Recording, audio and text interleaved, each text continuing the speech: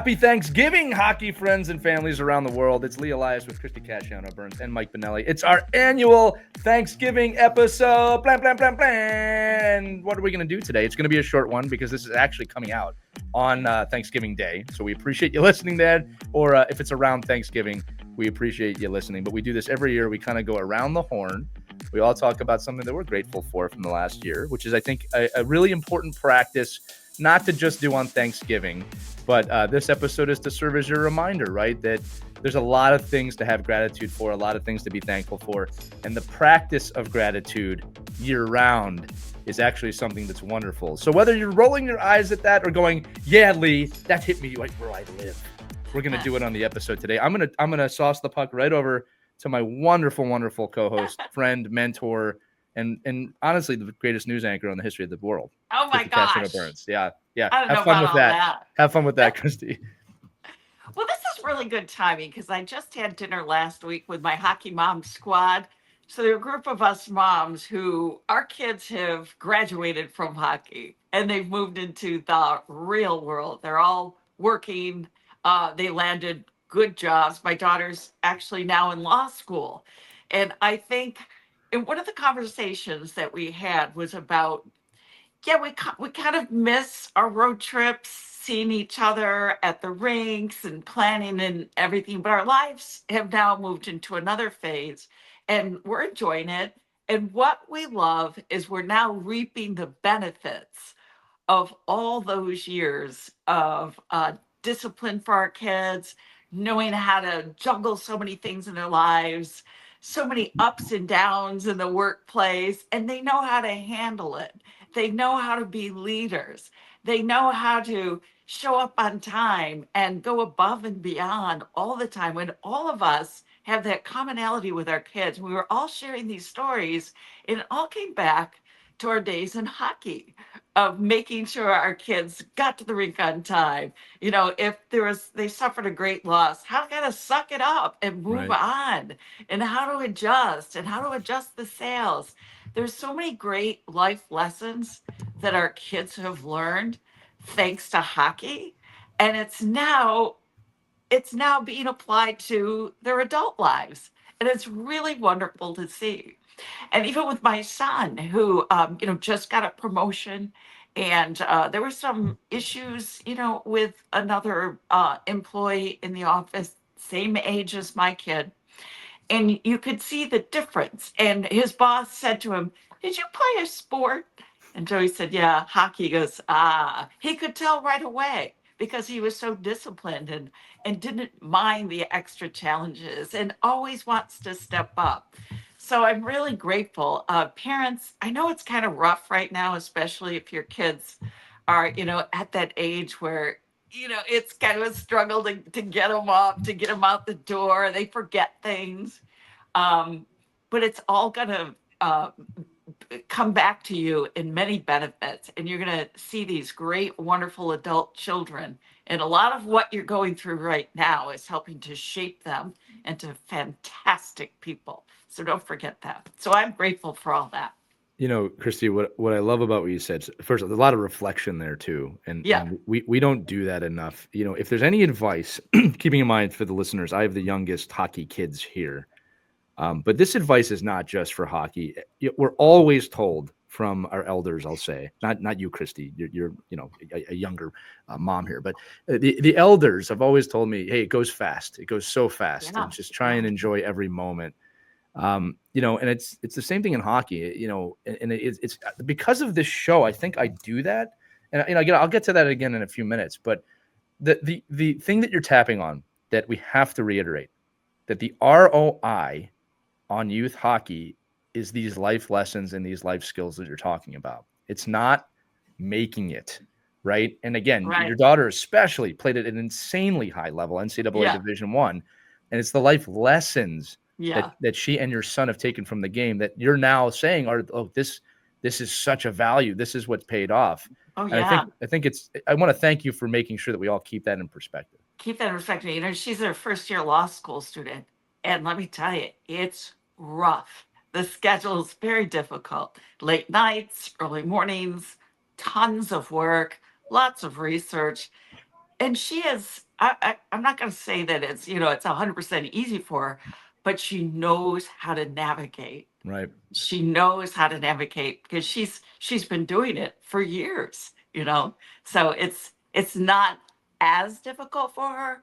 And I think it's because of everything that she's been through. In college, she had to balance a difficult hockey schedule, lots of work, and she figured it all out. And now I think all of that experience is helping her become a really an excellent student.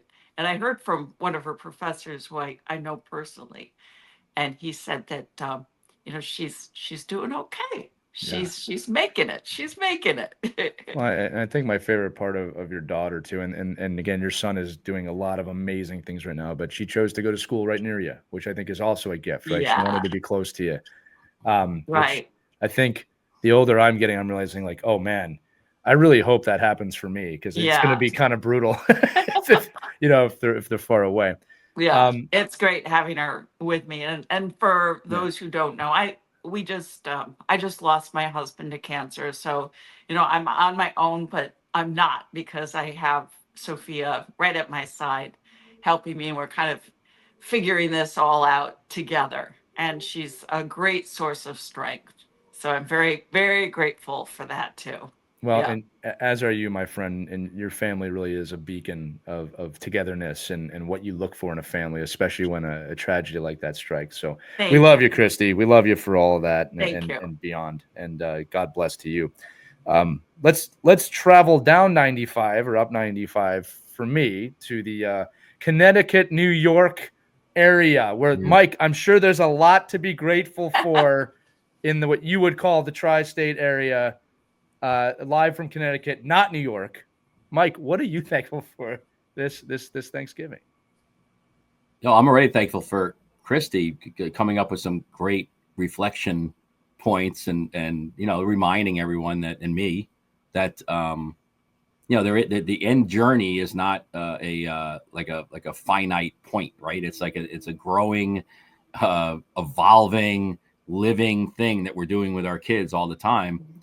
And it was funny because as you were talking, Christy, I'm doing my one of my older son's like senior yearbook post. You got to put in there and yeah, obviously you're going to say nice things about your kid and you're going to, but the like for me, it was funny. Like you have to reflect on going through like all these photos from like the time they were born until now. Right. And you're trying to find the right one that kind of Right. defines who they are without embarrassing them, and me, like, I'm the kind of person like, well, I'm going to embarrass them. Like when they're 35 looking at this, with somebody like that, now you're really embarrassed, but wait till you're older looking at your yearbook from high school.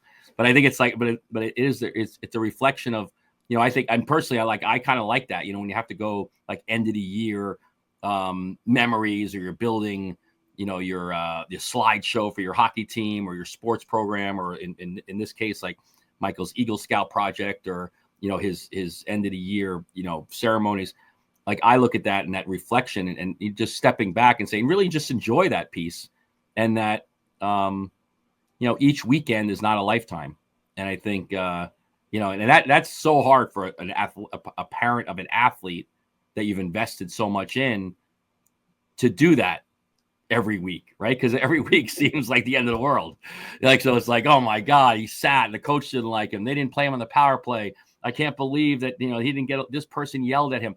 And then, and you never, none of that stuff you remember, none of that stuff really means anything. And this past weekend, I was on a big road trip, so I listened to John O'Sullivan and our podcast. I got to listen to the whole thing, with the kids in the car, and I was just like, it's just that thought process of this time of year. It's a really good opportunity to think about how your family is first, and if you're really lucky, like a lot of us, right? You've a lot of your family, your extended family, is your athletic sports hockey family. And if you're lucky enough, you're going to find, I guess it's like any Thanksgiving table, right? You're going to find the people you don't want to talk to and the people you want to go out and have a beer with on the front porch. So it's just a matter of saying, okay, well, every family has its people and ups and downs, but I think at the end of the day, just enjoy the ride. And Lee, I had that ever since before I had kids. every parent that I coached, you don't realize how important this is until you get there. It's unfortunate because that's wasted on you, right? When you're in the moment. And then you reflect and go, oh man, that went fast. Like, I can't believe that, all these years. So I am thankful for, having the opportunity to talk with a lot of good hockey people and reflect on, what we're doing here and hopefully making an impact. And I know it makes an impact on me. So I'm certainly thankful for that. Mike, that's special the way you said that. It's funny too, going back to Christy, I always hear, Mike, you just said this too, that, oh man, one day we'll have our weekends back. And Christy just said, yeah, I'm spending my weekends with the old hockey crew. So you're still going out with them. She's going back.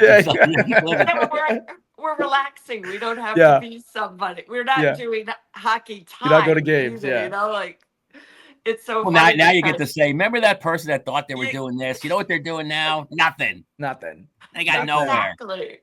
Yeah. Yeah.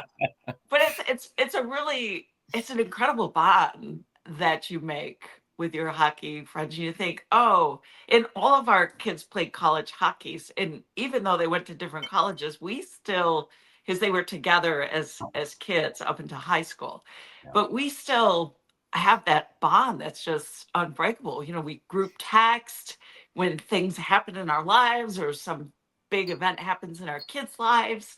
We share it with each other, and it's very special. And I never would have had this important connection, these friends that have really come through for me, especially this past year, had it not been for hockey. So there's don't overlook the other benefits that you get other than just what you see on the ice. Yeah, who's on the power play? I'll echo both of you too and say, just this season, I think about there's certain families now that my son's been playing 5-6 years, my daughter's in it, I think 3 years now.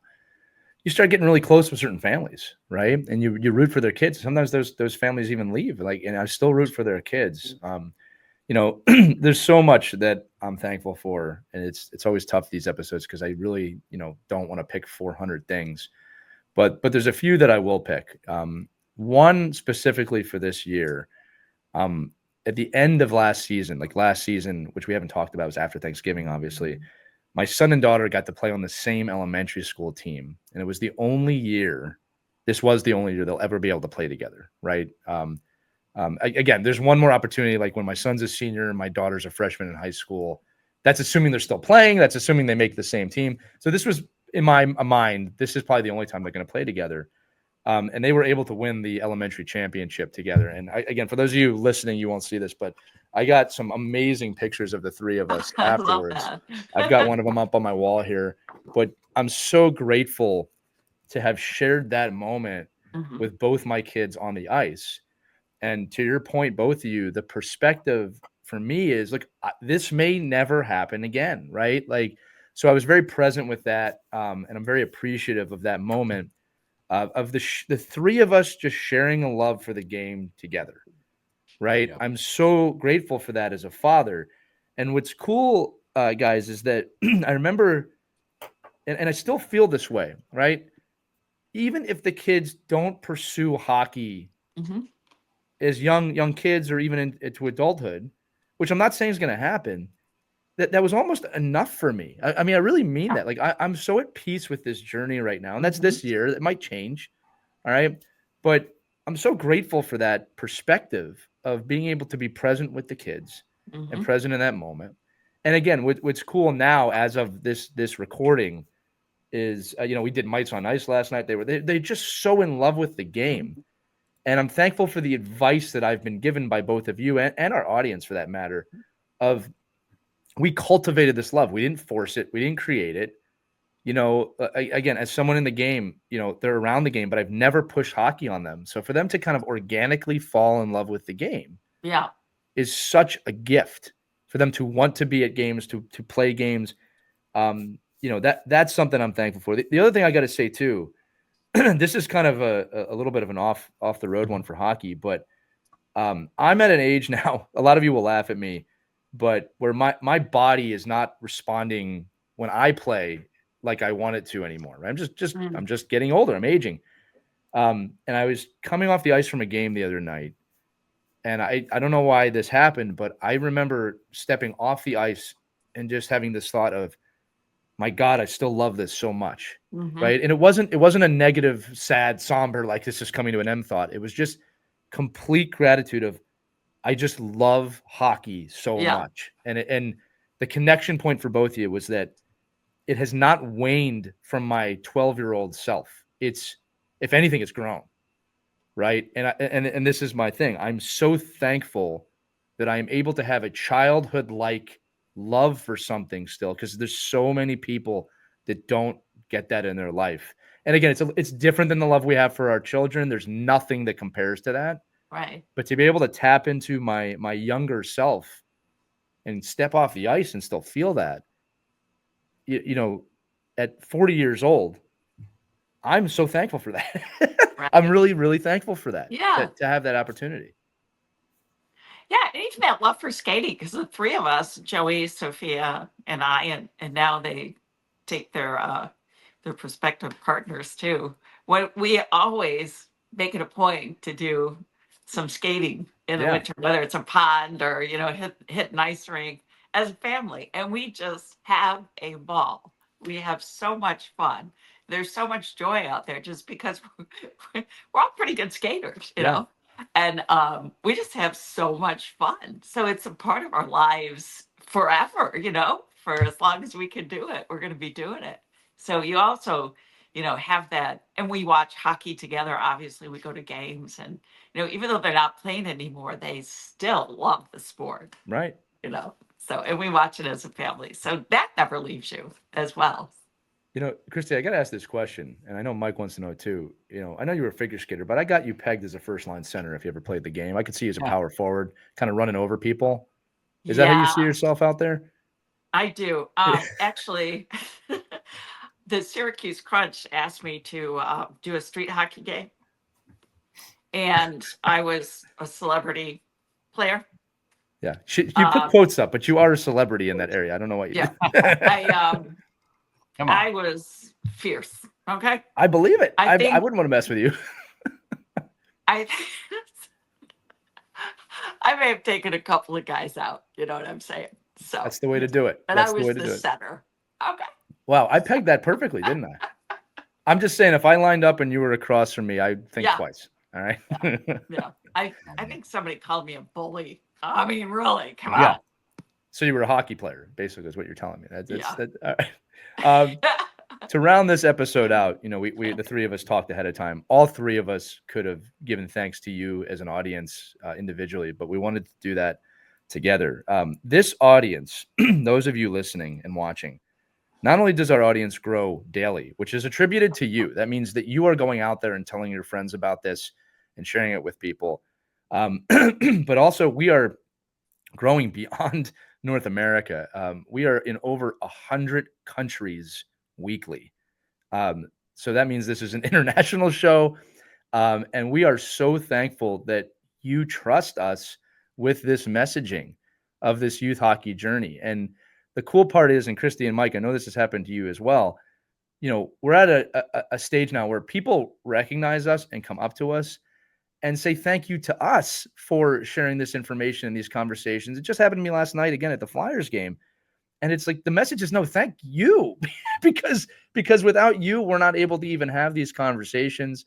We're not able to get unbelievable guests on these shows, Olympians, GMs, NHL players, NHL parents, experts.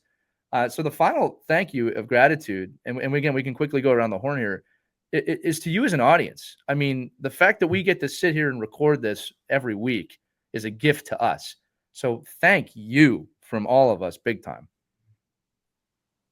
I agree. And I love getting the feedback. A couple of our listeners have reached out to me. They don't always agree with everything we say, and that's great because we welcome your input. And if we're missing the mark or there's something that we're not sharing and you want to hear about it, it's wonderful. We welcome you to do that because this is as much your podcast as it is ours. So we want to focus in on the issues that are important to you and matter to you most. And we'll bring it up. We'll talk about it. We'll kick it around. So yeah, don't ever be shy about reaching out to any of us.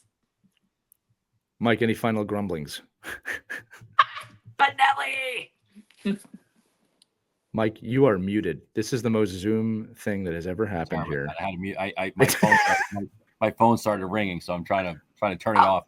I think it's for me, you know, bring on the current controversy, get on those Facebook posts, tell us how wrong we are. I think it's I really. But thank you at the same time. thank you for listening and bringing it up. But I mean, let's go. Let's you know, we have a full season of hockey ahead of us, and you know, I think actually when I do run into people that listen to the show and talk about how great it is for them, and I know the people that listen to the show and give me the eye rolls, it's funny because I'm just like, just tell me what the eye rolls are for. Right, like I want to know because if we're wrong and we're giving bad advice or it's just not, you know, in the mainstream of what we all do, then I'd like to know that because maybe I'm in a different world. I don't know. I agree. No, it is great. It's a fun. It's fun to be able to do these every week and be able to get the feedback from really around the world, which is pretty cool. Yeah. And and just keep adding to my own continuing education about the sport of ice hockey. Absolutely. We always say this show is a conversation much more than a show, and it's a community. So to close this out, we do have to say this too. The three of us are the ones you see on screen and the ones you hear on your probably most likely your car. But there is an extended crew here. We have to give a big thanks out to our producer, Caitlin Reese, who is a major reason we get all of the guests that we get. She really is the glue that holds this show together. She's also the reason we are the 2-time Hockey Podcast of the Year award winner via the Sports Podcast Awards. And we also want to give a shout out to our editor, Xavier Cruz, who really sees every episode, makes us sound good. It is a live show, and he makes sure that these goes out every week with Caitlin to the best of their ability. So a big shout out to the extended crew. And I'm going to close this one more time just by thanking all of you listeners out there. And I'm going to echo what Christy and Mike said. We want to hear from you. So now that we're all a little cozy together on this episode, remember that you can text us using the link that accompanies this in the show notes. You can email us at team@ourkidsplayhockey.com.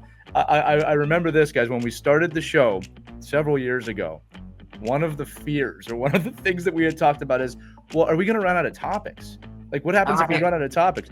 300 plus episodes. I don't think we only have more topics than we had that now. So, yeah, all of you contributed to that. So that's going to do it for this episode of Our Kids Play Hockey. A big thank you for everyone here, and thank you for you guys as well.